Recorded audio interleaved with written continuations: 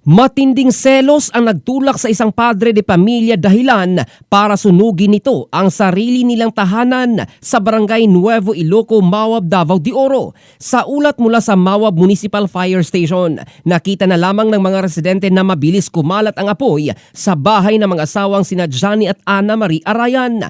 Ayon kay Ginang Ana Marie, pinagsususpitsahan siya ng kanyang mister na may ibang lalaking katsyat na humantong sa kanilang matinding away. Dala ng sobrang emosyon, kumuha umano ng gasolina at LPG tank ang sospek at binuhos sa kanilang kwarto at sala saka sinilaban. Sa video, nakuha ng isa sa kanilang kapitbahay. Nagtulungan pa ang ibang residente na ilayo ang isang tricycle para hindi madamay sa naglalagablab na bahay. Dahil sa bilis ng pagkalat ng apoy, maging ang sospek ay nagtamo ng third-degree burn. Ayon kay Senior Fire Officer 2 Alvin Hubiera, Ground Commander ng Mawab Fire Station, natagpuan ng suspect na lapnos ang buong katawan na mabilis isinugod sa pagamutan, subalit makalipas ang ilang oras ay tuluyan ding binawian ng buhay.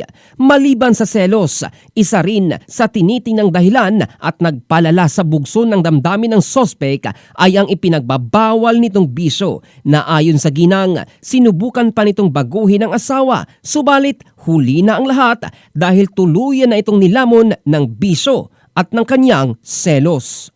In the heart of changing lives, ito si Jofel Candado ng Brigada News Philippines, the Music and News Authority.